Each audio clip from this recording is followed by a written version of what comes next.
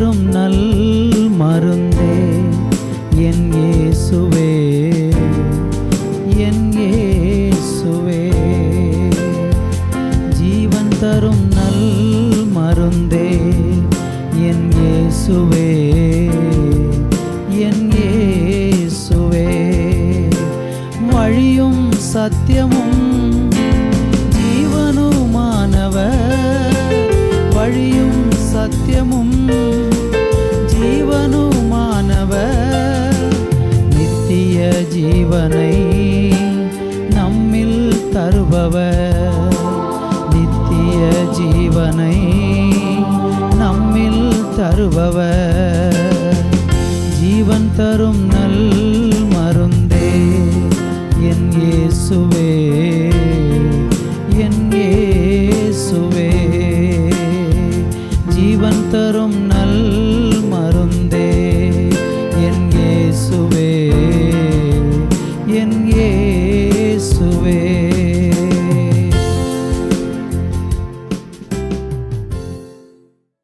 Thoothukudi revival Christian assembly ministries வழங்கும் ஜீவன் தரும் நல்வரது என்ற இந்நிகழ்ச்சிக்கு உங்களை அன்புடன் வரவேற்கிறோம்.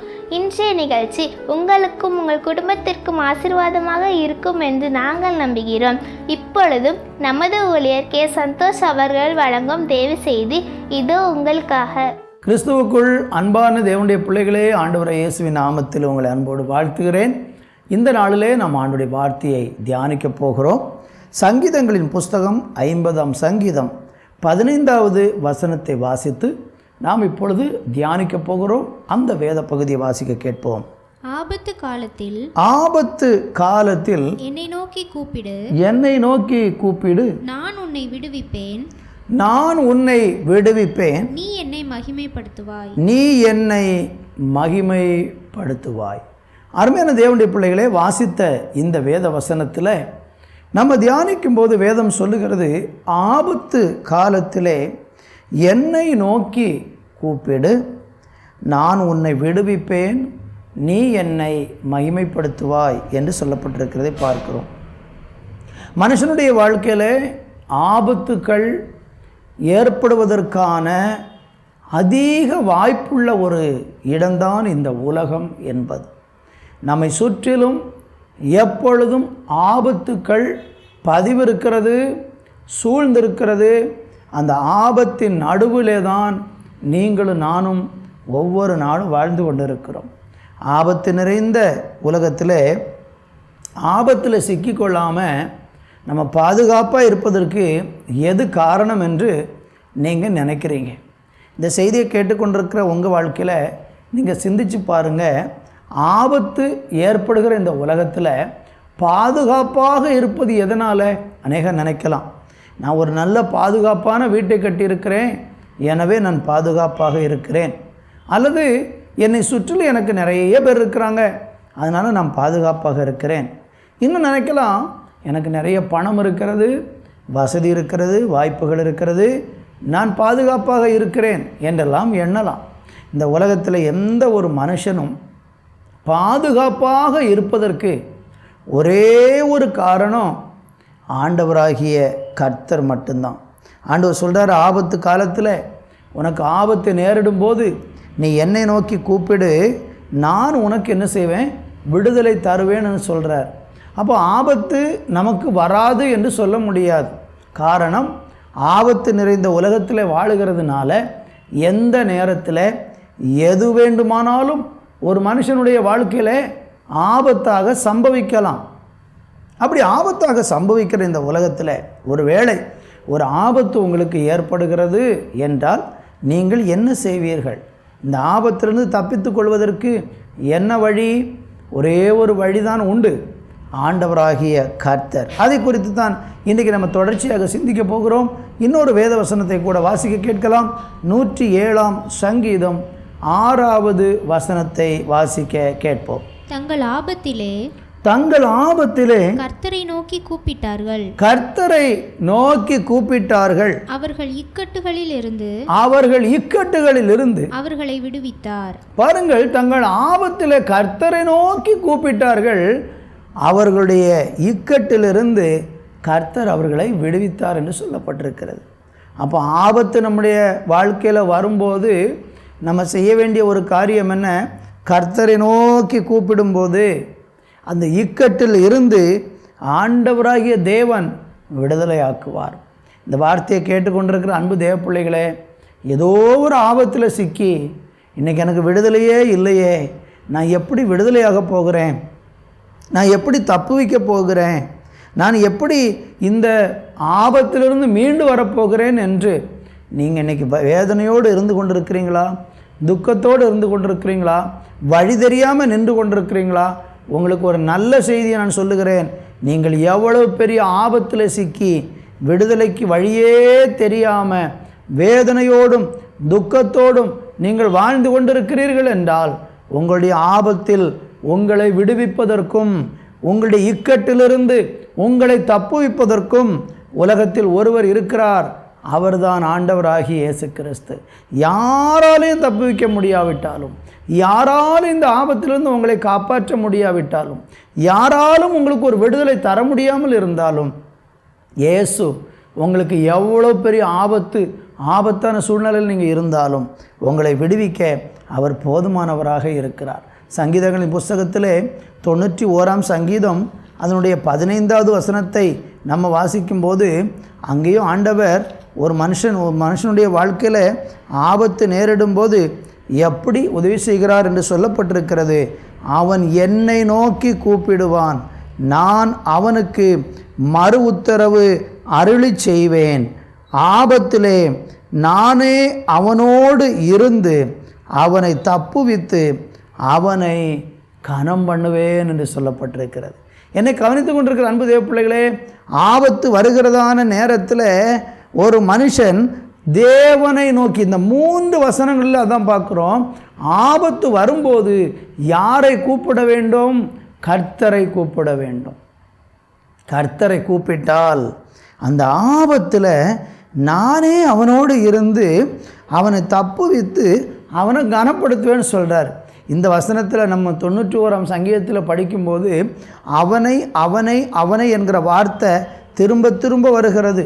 யாரை ஆண்டவர் ஆபத்திலிருந்து காப்பாற்றுவாராம், யாரை ஆண்டவர் அந்த ஆபத்திலிருந்து தப்புவித்து அவனை கனப்படுத்துவார் என்றால், ஸ்தோத்திரம், உன்னதமானவருடைய மறைவில் இருக்கிற ஒரு மனுஷன், தேவனை தனக்கு மறைவிடமாய் ஒரு மனுஷன் கொண்டிருந்தால் அவன் எவ்வளவு பெரிய சிக்கலில், எவ்வளோ பெரிய ஆபத்தில் அவன் சிக்கி கொண்டாலும், எந்த மனிதர்களுடைய ஆபத்தான இடங்களில் சிக்கி வெளியே வர முடியாமல் இருந்தாலும், அல்லது ஏதோ பலவிதமான இக்கட்டுகளில் அகப்பட்டு அந்த ஆபத்திலிருந்து வெளியே வர முடியாமல் தவிச்சாலும், தேவனாகிய கர்த்தர் அவரை நோக்கி கூப்பிடும்போது அந்த ஆபத்திலிருந்து ஆண்டவர் நிச்சயமாக ஸ்தோத்திர உதவி செய்வார்.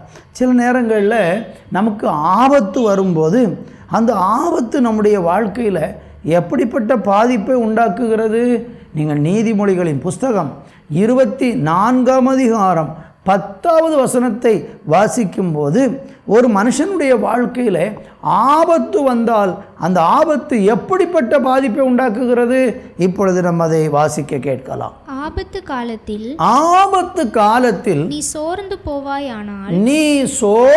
போவாயானால் உன் பலன் குறுகினது. பாருங்க, இந்த ஆபத்து நேரங்களில் அநேகர் என்ன செய்கிறாங்கன்னா ரொம்ப சோர்ந்து போயிடுறாங்க. நீங்களும் ஒருவேளை இந்த செய்தியை கேட்டுக்கொண்டிருக்கிற நீங்களும் ஆபத்தில் ரொம்ப சோர்ந்து போயிருக்கிறீங்களா? உங்களுக்கு ஏற்பட்ட ஆபத்தில் ஐயோ நான் என்ன செய்வது என்று சொல்லி சோர்ந்து போகிறீங்களா? கவலைப்பட வேண்டாம், நீங்கள் சோர்ந்து போக வேண்டிய அவசியம் இல்லை. நீங்கள் ஒருவேளை இந்த ஆபத்து நிமித்தம் நீங்கள் சோர்ந்து போய் இருக்கிறீங்க என்று சொன்னால், சோத்திரம், வேதம் சொல்லுகிறது உங்களுடைய பலன் குறைஞ்சிரும். அநேக நேரம் நம்ம தேவன் மேலே நம்பிக்கை வைக்க முடியாத அளவுக்கு அந்த ஆபத்தில் தவித்து கொண்டு, சிக்கலில் தவித்து கொண்டு, விடுதலைக்கு வழி இல்லாமல் தப்பு வச்சு வரதுக்கு கண்ணீர் அகப்பட்டுட்டேன், ஆபத்தில் அகப்பட்டுட்டேன், அப்படிப்பட்ட ஆபத்தில் நான் என் வாழ்க்கை அகப்பட்டு விட்டது, அதனால் அதை நினச்சி அழுது சோர்ந்து போய் கடன் என்கிற ஆபத்து, வியாதி என்கிற ஆபத்து, இன்னும் பலவிதமான மனுஷீக கண்ணிகளில் நீங்கள் சிக்கி, இப்படி பலவிதமான ஆபத்துக்களில் நீங்கள் சிக்கி அதில் நினச்சி நீங்கள் சோர்ந்து போனீங்கன்னா பைபிள் சொல்லுகிறது உங்களுடைய பேலன் குறைஞ்சி போயிடும். அப்போ நம்முடைய வாழ்க்கையில் உண்டாகிற இக்கட்டுகளும் ஆபத்துகளும் நம்முடைய பேலனை குறைய பண்ணுகிறது.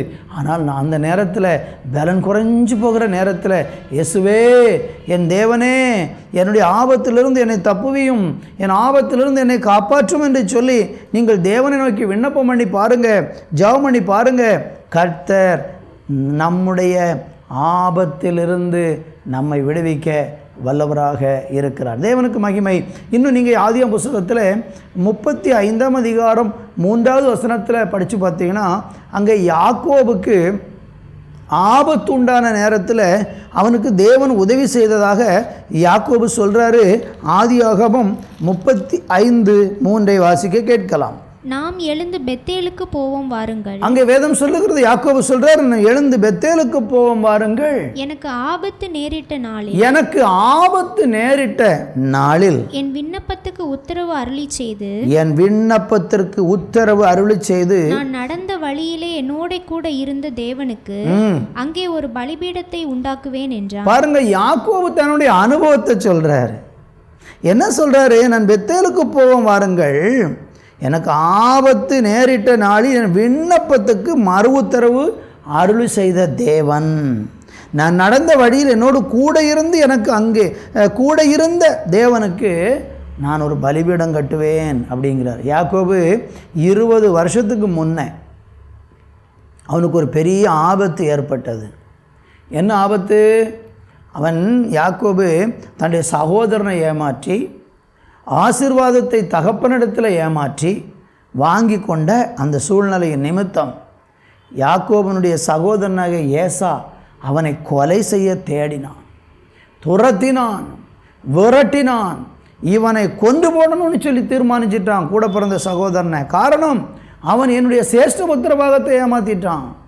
எனக்கு வர வேண்டிய ஆசீர்வாதத்தை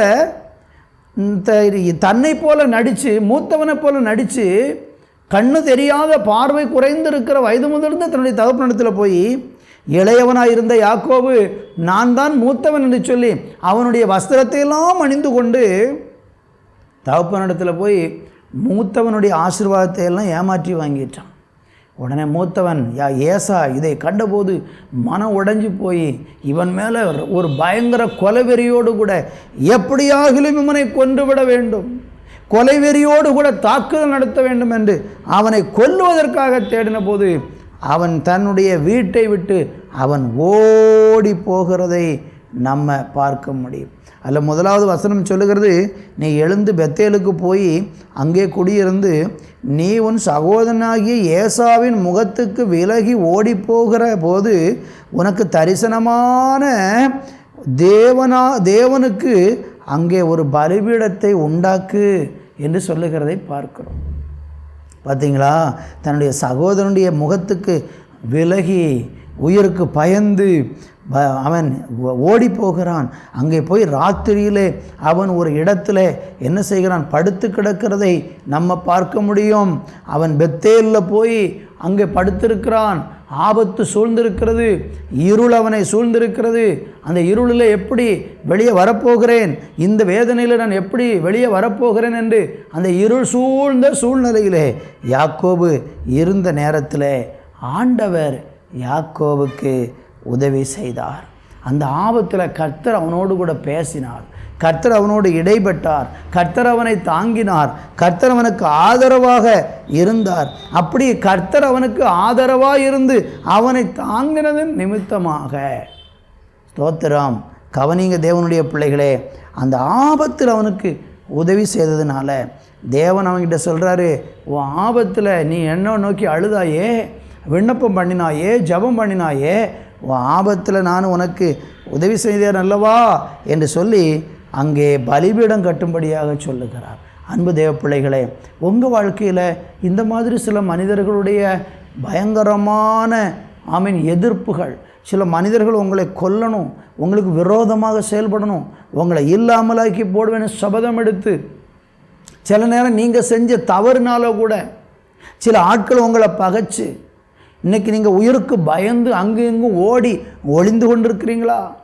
அல்லது இந்த ஆபத்தில் எப்படி என்னை விடுவிக்க போகிறேன், செஞ்ச தப்பை உணர்ந்து அழுது ஐயோ எனக்கு விடுதலை இல்லையா என்று அழுது கொண்டிருக்கிறீங்களா? கவலைப்பட வேண்டாம். ஆபத்தில் இயேசு உங்களுக்கு உதவி செய்வார். ஆபத்தில் கர்த்தர் உங்களுக்கு உதவி செய்வார். நீங்கள் மனம் திரும்பினால், நீங்கள் தேவனண்டைக்கு வந்தால், தேவனே ஆபத்தில் எனக்கு உதவி செய்யுங்க, நான் தப்பு பண்ணியிருக்கிறேன், யாக்கோவை போல் நானும் தவறு பண்ணியிருக்கேன், நான் மற்றவங்களை ஏமாத்துனது உண்மைதான், நான் மற்றவங்களுக்கு தீமை செய்தது உண்மைதான், ஆனால் இந்த ஆபத்தில் என்னை எப்படியாவது காப்பாற்றுங்க, இந்த தவறை நான் உணர்கிறேன் என்று நீங்கள் இன்றைக்கு தேவனண்டையில் வந்து அவரை நோக்கி விண்ணப்பம் பண்ணினால், அவரை நோக்கி வேண்டிக் கொண்டால், உங்களுடைய ஆபத்தில் ஆண்டவர் நிச்சயமாக உங்களுக்கு அவர் உதவி செய்வார். கர்த்தருக்கு மகிமை உண்டாகட்டும். ஆபத்து வரும்போது நிறைய மனிதர்கள் செய்யக்கூடிய ஒரு காரியம் என்ன? நீதிமொழிகளின் புஸ்தகம் 27ஆம் அதிகாரம் 10வது வசனத்தை வாசிக்கும் போது, ஒரு மனுஷன் ஆபத்து வரும்போது அவன் என்ன செய்கிறான்? இயற்கையாக மனுஷர்கள் என்ன செய்கிறார்கள்? வசனத்தை வாசிக்க கேட்கலாம். உன் சிநேகிதனையும் உன் தகப்பனுடைய சிநேகிதனையும் விட்டுவிடாதே, உன் ஆபத்து காலத்தில் உன் சகோதரனுடைய வீட்டிற்கு போகாதே,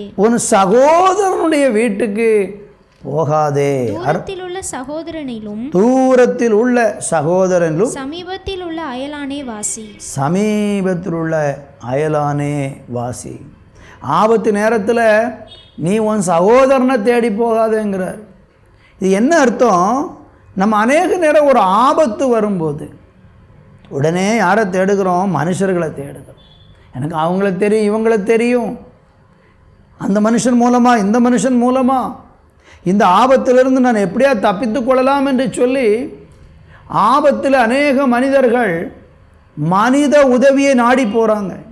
நான் ஒன்று சொல்கிறேன் உங்களுக்கு, நீங்கள் ஏதோ ஒரு சிக்கலில், ஒரு பிரச்சனையில் மாட்டி விட்டுட்டீங்க, சிக்கி கொண்டீங்க, வெளியே வருவதற்கு வழி தெரியலை, ஆபத்தில் அகப்பட்டுட்டீங்க, வெளியே வருவதற்கு நீங்கள் மனுஷனை தேடினா உங்களுக்கு இன்னும் ஆபத்து அதிகரிக்கும் விதத்தில் உங்களுக்கு ஆலோசனை சொல்லி உங்கள் பிரச்சனையை இன்னும் அதிகமாக்கத்தான் செய்வாங்களே தவிர நீங்கள் அந்த ஆபத்தை விட்டு வெளியே வரவே முடியாது. அது பிரச்சனைக்கு மேலே பிரச்சனை அதிகரிக்கும். எனவே ஆபத்தில் மனித உதவியை நாடுவதற்கு பதிலாக, மனுஷனை நம்புவதற்கு பதிலாக, உங்கள் ஆபத்தில் கர்த்தரை நம்பி பாருங்க. அந்த ஆபத்தில் நீங்கள் கர்த்தரை நம்பினால், கர்த்தரை நாடினால், ஆச்சரியமான விதத்தில் யாக்கோபுக்கு உதவி செய்த தெய்வம் உங்களுக்கு உதவி செய்வார். தன்னுடைய சகோதரனுக்கு பயந்து உடனே யாக்கோபு 20 வருஷ காலம் தேவனை நோக்கி செஞ்ச தப்புக்காக அழுதான், மன்னிப்பு கேட்டான். ஆண்டவரே, நான் யாரையும் மனுஷனை தேடலை, உங்களை தான் தேடுறேன், நான் செஞ்சது தப்பு தான், நீங்கள் என்னை மன்னிச்சிருங்கன்னு சொல்லி அவன் உணர்ந்து மனம் திரும்பின பிறகு 20 ஆண்டுகளுக்கு பிறகு யாக்கோபு தன்னுடைய சகோதரனை தேடி வரும்போது தன்னுடைய சகோதரன் அவனை மன்னித்து சந்தோஷமாக ஏற்றுக்கொண்டு பகையெல்லாம் மறந்து போகிறதை பார்க்கிறோம். காரணம் என்ன? ஏசாவுடைய இருதயம் மாறுவதற்கு காரணம் என்ன? தன்னை ஏமாற்றிட்டு போன சகோதரனை கொல்லணும்னு தேடிக்கொண்டிருந்த ஏசா தன்னுடைய சகோதரனை மன்னிக்கிறதுக்கு காரணம் என்ன? இவன் கர்த்தரை தேடினதுனால அந்த ஏசாவுடைய இருதயத்தையே கர்த்தர் மாற்றிட்டார். நீங்கள் ஆபத்தில் தேவனை தேடினீங்கன்னா உங்களுக்கு விரோதமாய் எழும்பக்கூடிய மனிதர்கள் உங்களுக்கு உதவியாக வருவார்கள். வேதம் சொல்லுகிறது, நீதிமொழிகளில் படித்தீங்கன்னா, ஒருவனுடைய வழிகள் கர்த்தருக்கு பிரியமாக இருந்தால் சத்துருக்கள் அவனோடு சமாதானமாவார்கள். நீங்கள் கர்த்தருக்கு பயந்து பாருங்க, தேவனுடைய வழியில் நடக்க தீர்மானித்து பாருங்க, உங்களுக்கு சத்துருவாய் எழுந்து நின்ற மனிதர்கள் கூட உங்களை மன்னித்து உங்களை ஏற்றுக்கொண்டு உங்களுக்கு விரோதமாய் சிந்தித்தவங்க கூட உங்களுக்கு நண்பர்களாக மாறுவார்கள் என்று வேதம் நமக்கு சொல்லுகிறது. கர்த்தருக்கு மகிமை. நீங்கள் ஸ்தோத்திரம். அதே நீதிமொழிகளில் 27:12 நீங்கள் படித்து பார்த்தீங்கன்னா, விவேகி என்ன செய்வானா, ஆபத்தை கண்டு மறைந்து கொள்ளுவான் என்று வேதம் சொல்லுகிறது. அந்த வார்த்தையை படிக்கும்போது வேதம் சொல்லுகிறது, விவேகி ஆபத்தை கண்டு மறைந்து கொள்ளுகிறான், பேதைகளோ நெடுக போய் தண்டிக்கப்படுகிறார்கள். கவனிக்கிறீங்களா இந்த வார்த்தையை? அநேகர் இன்றைக்கு ஆபத்தை கண்டு மறைந்து கொள்ள மாட்டேங்கிறாங்க. உங்களுக்கு விரோதமாக ஒரு ஆபத்து இருக்கிறது, ஒரு கண்ணி இருக்கிறது, இந்த பாதையில் போனால் நீங்கள் ஆபத்தில் சிக்கி அழிஞ்சு போவீங்கன்னு தெய்வம் உங்களுக்கு எச்சரிப்பு கொடுத்தும் நீங்கள் அதை கேட்காம அந்த ஆபத்தை கண்டு அதை நீங்கள் அந்த ஆபத்தை கண்டு மறைந்து கொள்ளாமல் திரும்பவும் அதில் போய்கிட்டே இருக்கிறீங்கன்னா ஸ்தோத்திரம், அது உங்களை பயங்கரமான விதத்திலே தாக்கும். விவேகி ஆபத்தை கண்டு என்ன செய்கிறான்? மறைந்து. பேதைகளாக இருக்கிறீங்கன்னா நெடுக போய் தண்டிக்கப்படுறாங்க. இன்றைக்கி வேதவசனம் ஒரு மனிதனுடைய வாழ்க்கையில் எதெல்லாம் ஆபத்து என்று ஆண்டவர் நமக்கு சொல்லி வச்சிருக்கிறார். பாவம் ஒரு பயங்கர ஆபத்து, அசுத்தம் ஒரு ஆபத்து, இன்னும் மதுபானம் ஒரு ஆபத்து. இதெல்லாம் மனுஷனை பல விதத்தில் கெடுத்து அழித்து இல்லாமலாக்கி போட்டுரும். ஆனால் இன்றைக்கு மனிதர்கள் அந்த ஆபத்துக்களை எல்லாம் கண்டுகொள்ளாமல் திரும்ப போய் அந்த ஆபத்திலேயே சிக்கி தங்களுடைய வாழ்க்கையை அவங்க கெடுத்து கொள்ளுகிறதை பார்க்க முடிகிறது. என்னை கவனித்து கொண்டிருக்கிற அன்பான தேவனுடைய பிள்ளைகளே, உங்கள் வாழ்க்கையில் இன்றைக்கி நீங்கள் ஆபத்தை கண்டு நீங்கள் பயப்படாமல், நீங்கள் விலகாமல், நீங்கள் பேதையாக இருந்தீங்கன்னா அந்த ஆபத்தில் தண்டிக்கப்படுவீர்கள். எனவே கர்த்தர் சொல்லக்கூடிய எச்சரிப்பையெல்லாம் நம்ம கேட்டு அந்த ஆபத்துகளுக்கெல்லாம் நம்ம விலக வேண்டியது அவசியமாக இருக்கிறது. நீங்கள் வேதத்தில் படித்து பார்த்தீங்கன்னா, மதுபானம் பண்ணி அந்த குடிவெறிக்கு அடிமையாக இருக்கக்கூடிய ஒரு மனுஷன் அவன் எவ்வளவாக ஆபத்தில் இருக்கிறான் என்பதை அவன் அறியவே இல்லை. ஆமாம், நீதிமொழிகள் 23ஆம் அதிகாரத்தில் நீங்கள் படித்து பார்த்தீங்கன்னா, ஸ்தோத்திரம், மதுபானத்தை தேடக்கூடிய ஒரு மனுஷனுடைய வாழ்க்கையில் எவ்வளவு ஆபத்து உண்டாகிறது என்று சொல்லப்பட்டிருக்கிறது. 23:30 படிக்கும்போதே, மதுபானம் இருக்கும் இடத்துல தங்கி தாபரிக்கிறவர்களுக்கும் கலப்புள்ள சாராயத்தை நாடுகிறவர்களுக்கும் தானே என்று சொல்லப்பட்டிருக்கிறது. எதுக்கு முந்தின பிரசனத்தில் படித்தீங்கன்னா, யாருக்கு புலம்பல், யாருக்கு காரணமில்லாத காயங்கள், யாருக்கு இரத்தம் கலங்கின கண்கள் என்று மதுபானத்தில் அடிமையாக இருக்கிற மனுஷனுக்கு ஆண்டவர் சொல்கிறார். அதில் 33வது வசனத்தில் 32, 33 படிக்கும்போது, முடிவில் அது பாம்பை போல கடிக்கும், விரியனை போல தீண்டும், உன் கண்கள் பரஸ்திரிகளை நோக்கும், உன் உள்ளம் தாறுமாறானவைகளை பேசும். இந்த மதுபானத்தில் அவ்வளோ பெரிய ஆபத்து இருக்குது. அது ஒரு மனுஷனை பாம்பை போல கடிச்சிரும், விரியனை போல அவனை தீண்டி அவன் வாழ்க்கையை அழிச்சு போடும் அப்படின்னு கர்த்தர் சொல்கிறார். அதில் ஏசாயா தீர்க்க தரிசனம் 5ஆம் அதிகாரத்தில் 11வது வசனத்தை வாசிக்கும்போது, சாராயத்தை நாடி அதிகாலமே எழுந்து மதுபானம் தங்களுக்கு சூடாக்கும்படி தரித்திருந்து இருட்டி போகும் அளவுக்கும் குடித்து கொண்டே இருக்கிறவர்களுக்கு ஐயோ என்று கர்த்தர் சொல்கிறார். பார்த்தீங்களா? என்னை கவனிக்கிற அருமையானவர்களே, அவங்க ஆபத்தில் இருக்க ஐயோன்னு ஆண்டவர் சொல்கிறார். சாராயத்தை நாடி இன்றைக்கி எத்தனை பேர் தங்களுடைய வாழ்க்கையை அழிக்கிறாங்க, கெடுத்துக்கொள்கிறாங்க. இதெல்லாம் உங்கள் வாழ்க்கையில் ஆபத்து என்று ஆண்டவர் சொல்கிறாரு. ஆனால் விவேகி என்ன செய்வானாம்? இந்த மாதிரி ஆபத்தையெல்லாம் கண்டு மறைந்து கொள்வான். அவன் இந்த வழியில் போக மாட்டான். அவனுக்கு அந்த பாவம் வேண்டான்னு சொல்லி அவன் விலகிடுவான். அது என்னை பிற்காலங்களில் கடிக்கும், விரியனை போல் என்னை தீண்டி என் வாழ்க்கையை அழிச்சு போடும்னு அந்த ஆபத்துக்கு விவேகி மறைந்து கொள்வான். ஆனால் பேதைகள் என்ன செய்வாங்க?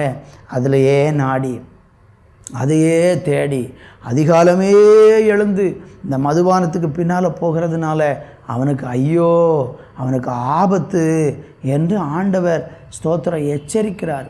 என்னை கவனித்து கொண்டிருக்கிற என் அன்பு சகோதர சகோதரிகளே, நீங்கள் இன்றைக்கி ஏதோ ஒரு பாவத்தில் வாழ்ந்து ஒரு பாம்பினிடத்தில் விளையாடுகிறது போல் நீங்கள் பாவத்தின் அடிமைத்தனத்தில் வாழ்ந்துக்கிட்டு இருக்கிறீங்களா? அது பயங்கரமான ஆபத்து. உங்கள் வாழ்க்கையை சிதைச்சிரும். நீங்கள் இன்றைக்கி கர்த்தரை நோக்கி கூப்பிடுங்க, இயேசுவே நான் மதுபானத்துக்கு அடிமையாக இருக்கிறேன், அல்லது இந்த விதமான பாவங்களுக்கு அடிமையாக இருக்கிறேன், போதை வஸ்துக்களுக்கு, லகரி வஸ்துக்களுக்கு அடிமையாக இருக்கிறேன், என்னை இதிலிருந்து காப்பாற்றுங்கப்பான்னு சொல்லி இந்த ஆபத்து காலத்தில் கர்த்தரை நோக்கி கூப்பிட்டு பாருங்கள். உங்கள் வாழ்க்கையை கர்த்தர் மாற்றுவார். கர்த்தர் மாற்றுவார். ஆண்டவருடைய ஊழியத்தை எத்தனையோ மதுபானத்தில் வாழ்ந்திருந்த மனிதர்களை இன்றைக்கி ஆண்டவர் ரட்சித்து எங்கள் சபையில் எங்கள் ஐக்கியத்தில் வைத்திருக்கிறார். உங்களை கர்த்தர் அப்படி மாற்ற முடியும். சகோதரனே, நீ மதுபானத்துக்கு அடிமையாகி கொண்டு இந்த நிகழ்ச்சியை பார்க்கிறாயா? நீ அடிக்கடி இந்த சாராயத்தை தேடி போய் உன் வாழ்க்கையெல்லாம் வீணாகி, உன் சம்பாத்தியமெல்லாம் விரயமாகி, உன் சரீரமெல்லாம் வீணடிக்கப்பட்ட ஒரு நிலையில் நீ வாழ்ந்து கொண்டிருக்கிறாயா? இயேசுவை நோக்கி கூப்பிட்டால், ஆபத்து நேரத்தில் என்னை நோக்கி கூப்பிடு, நான் உன்னை விடுவிப்பேன், நீ என்னை மகிமைப்படுத்துவாய் என்று சொல்லி சங்கீதம் 50:15 படித்தோம் அல்லவா? உனக்கு ஆபத்து உண்டாயிருக்கிற இந்த சூழ்நிலையில் நீ இயேசுவை நோக்கி கூப்பிட்டு பார். ஆண்டவர் இந்த ஆபத்தில் நிச்சயமாக உனக்கு உதவி செய்து உன்னை மேன்மைப்படுத்துவார். 2 சாமுவேலின் புஸ்தகத்தில் 22ஆம் அதிகாரம் 19வது வசனத்தை வாசிக்கும்போது ஒரு மனுஷனுக்கு ஆண்டவர் எப்படி உதவி செய்கிறாரு வாசிக்க கேட்போம். என் ஆபத்து நாளிலே எனக்கு எதிரிட்டு வந்தார்கள். பாருங்கள், ஆபத்து நாளிலே எனக்கு எதிரிட்டு வந்தார்கள். கர்த்தரோ எனக்கு ஆதரவாய் இருந்தார். கர்த்தரை நோக்கி கூப்பிடுகிற ஒரு மனுஷனுக்கு ஆபத்து நேரத்தில் சில மனிதர்கள் எதிரிட்டு வருவாங்க. தீமை செய்வதற்காக, நமக்கு விரோதமாக செயல்படுவதற்காக, இவனுக்கு ஆபத்து வந்துட்டு இந்த நேரத்தில் போகலாம் என்று சொல்லி ஆபத்தில் எனக்கு எதிரிட்டு வந்தார்கள். கர்த்தரோ ஆதரவாக இருப்பார். உங்களுக்கு ஏற்படக்கூடிய கஷ்டத்தில் நீங்கள் கர்த்தரை நோக்கி ஆபத்து நேரத்தில் ஆண்டவரை கூப்பிட்டு ஆண்டவருடைய பிள்ளையாக மாறி உங்கள் வாழ்க்கை இயேசுவுக்கு நீங்கள் ஒப்பு கொடுத்து அவரை பின்பற்ற தீர்மானித்து அவருடைய வழியில் நீங்கள் நடந்து கொண்டிருக்கிறீங்க, அவருடைய வழியை நீங்கள் பின்பற்றி கொண்டிருக்கிறீங்க, அவருடைய பாதையில் நீங்கள் நடந்து கொண்டிருக்கிறீங்க என்று சொன்னால், அந்த பாதையில் நடக்கக்கூடிய உங்களுக்கு ஆபத்து நேரத்தில் யாராவது உங்களுக்கு எதிரிட்டு வந்தாங்கன்னா ஆண்டவர் உங்களுக்கு ஆதரவாக நிற்பார். ஆண்டவர் உங்களுக்கு துணையாய் நிற்பார். ஆண்டவர் உங்களுக்கு நன்மையானதை தருவார். யாக்கோபுடைய வாழ்க்கையில் அப்படி தான் நீங்கள் பார்க்க முடியும். அந்த யாக்கோபுக்கு ஆபத்து நேரிட்ட அந்த சூழ்நிலையில் அவன் தேவனை நோக்கி கூப்பிட்டு மனம் திரும்பி அவன் தேவனுடைய மனுஷனாக மாறின பிறகு தன்னுடைய சகோதரன் ஏசா எதிரிட்டு வருகிறான். அவனுக்குள்ள ஒரு பெரிய பயம், அவனுக்குள்ள ஒரு பெரிய நடுக்கம் உண்டாகிறது. ஐயோ, என்னுடைய சகோதரனை கொண்டு விடுவானோன்னு சொல்லி வேலைக்காரங்களையும் வேலைக்காரிகளையும் அவனுடைய மர்மனையாட்டிகளையும் எல்லாரையும் முன்னே அனுப்பி விட்டுட்டு இவன் கடைசியில் பிந்தி தரித்து நிற்கிறான். ஆபத்தை கண்டு பயந்து, ஐயோ எனக்கு என்ன நேரிட போகிறதுன்னு தெரியலேன்னு சொல்லி அவன் பயந்து நடுங்கி ஆமேன் யாபேக் நதிக்கரையில் உட்காந்து அழுகிறான். ஐயோ ஆண்டவரே, என் சகோதரன் ஏசா எனக்கு விரோதமாய் வருகிறான், அவன் என்னை கொன்றுவானோன்னு நடுங்கி இருந்தபோது கர்த்தரோ யாக்கோபுக்கு ஆதரவாக இருந்தார்.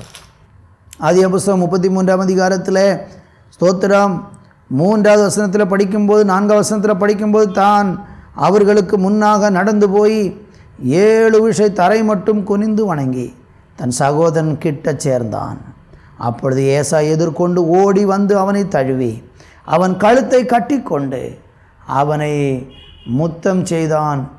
இருவரும் அழுதார்கள்.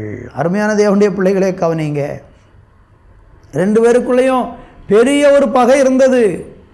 ஆனால் அவன் தேவனை தேடுகிற ஒரு மனுஷனாக இருந்ததுனால அவங்க ஒருவரை ஒருவர் பகை மறந்து அன்போடு ஏற்றுக்கொள்ளுகிற ஒரு நிலைமை. காரணம் என்ன? நீங்கள் 32ஆம் அதிகாரத்தில் நீங்கள் படித்து பார்த்தீங்கன்னா யாக்கோபு தேவனோடு போராடுகிறான். என்ன சொல்லுகிறான்? 32:26 படிக்கும்போது அவர் நான் போகட்டும் பொழுது விடுகிறது என்றார். அதற்கு அவன் நீர் என்னை ஆசீர்வதித்தால் ஒழிய உம்மை போகவிடேன். யாக்கோபு தேவனிடத்தில் போராடினான், என்னை ஆசீர்வதிங்க, என்னை காப்பாற்றுங்க, என் சகோதரனுக்கு என்னை தப்புவீங்க என்று சொல்லி அவன் அழுது போராடி ஜெபிச்சதுனால ஆபத்து ஏற்பட்ட நேரத்தில் கர்த்தர் எதிர்பட்டு வந்தார். ஆமேன். ஆபத்தில் எனக்கு எதிர்பட்டு வந்தாங்க, ஆனால் கர்த்தர் எனக்கு ஆதரவாக இருந்தார்னு சங்கீதக்காரன் சொல்லுகிறது போல ஸ்தோத்திரம். இவனுக்கு தேவன் ஆதரவாக வந்தார். உங்களுக்கும் ஆண்டவர் ஆதரவு செய்வார். கலங்காதீங்க, பயப்படாதீங்க, தைரியமா இருங்க. கர்த்தர் உங்களுக்கு துணையாக இருப்பார். நான் உங்களுக்காக ஜெபிக்க விரும்புகிறேன். என்னோடு கூட சேர்ந்து நீங்களும் இன்றைக்கி இந்த ஆபத்து நேரத்தில் ஏதோ ஒரு இக்கட்டில் அகப்பட்டுட்டேன், கண்ணியில் அகப்பட்டுட்டேன், ஒருவேளை வெளியில் தெரியல, நான் பாவத்தில் அடிமையாக இருக்கிறேன், இது நான் பயங்கரமாக என் வாழ்க்கையை கெடுத்து கொண்டு இருக்கிறது, என்னால் விடுதலை ஆகிறதுக்கு எனக்கு வழி தெரியலையே, ஆண்டவரை எனக்கு உதவி செய்யுங்கன்னு சொல்லி அவரை கூப்பிட்டு பாருங்கள். கர்த்தர் நிச்சயமாக துணை செய்வார், உதவி செய்வார், ஆசீர்வதிப்பார். ஜெபிக்கலாமா? நல்ல தகப்பனே, உம்முடைய சமூகத்தை நோக்கி பார்க்கிறோம். உம்முடைய பிள்ளைகளை நீர் கண்ணோக்கி பார்த்து அவர்கள் மேல் மனம் இறங்கி ஆபத்தில் நீர் அவர்களுக்கு துணையாயிருந்து காப்பாற்றி ஆசீர்வதிக்கும்படியாக நாங்கள் ஜெபிக்கிறோம். அன்பு கரங்களில் ஒப்பு கொடுக்கிறோம். எந்த ஆபத்தில் யாக்கோபை போல சிக்கினவர்களாக கண்ணீரோடு வேதனையோடு எனக்கு இந்த ஆபத்திலிருந்து விடுதலை இல்லையே என்று புலம்புகிற உம்முடைய பிள்ளைகளுக்கு என் தேவன் மனமிறங்கி அற்புதங்களை செய்வீராக, மனமிறங்கி அற்புதங்களை செய்வீராக. உங்கள் வல்லமை நீங்கள் விளங்க பண்ணுங்கப்பா. கிருபை தந்து நடத்துங்கப்பா. பிள்ளைகளை ஆதரித்தருளுங்கப்பா. பலப்படுத்தி சகாயம் பண்ணுங்கப்பா. ஆபத்திலே தேவன் உதவி செய்தரணும். பெரிய காரியங்களை செய்யும், ஆசீர்வதியும். இயேசுவின் நாமத்தில் ஜெபிக்கிறோம் பிதாவே. ஆமேன், ஆமேன். அன்பு தேவ பிள்ளைகளே, இந்த வார்த்தையின் மூலம் தேவன் உங்களோடு கூட பேசியிருக்கிறார். மற்றொரு நிகழ்ச்சியில் உங்களை சந்திக்கும் வரை தேவ சமாதானம் உங்களோடு இருப்பதாக. ஆமேன், ஆமேன். அன்பானவர்களே, கர்த்தருடைய வேதம் குறைவற்றதும் ஆத்துமாவை உயிர்ப்பிக்கிறதுமாய் இருக்கிறது என்று நாம் வேதத்தில் வாசிக்கிறோம். இன்றைக்கு நீங்கள் பார்த்த சத்தியமும் உங்கள் ஆவி, ஆத்துமா, சரீரத்தை நிச்சயமாக உயிர்ப்பிக்கும் என்பதில் எவ்வளவேனும் சந்தேகம் இல்லை. மீண்டும் அடுத்த வார நிகழ்ச்சிக்காக ஜெபத்துடனும் எதிர்பார்ப்புடனும் காத்திருப்போம். கர்த்தர் உங்களை ஆசீர்வதிப்பாராக. ஆமேன். Our address: Revival Christian Assembly Ministries, 17/3, Brainagar 2nd Street East, Chuchukuri. Contact 944 277 8986.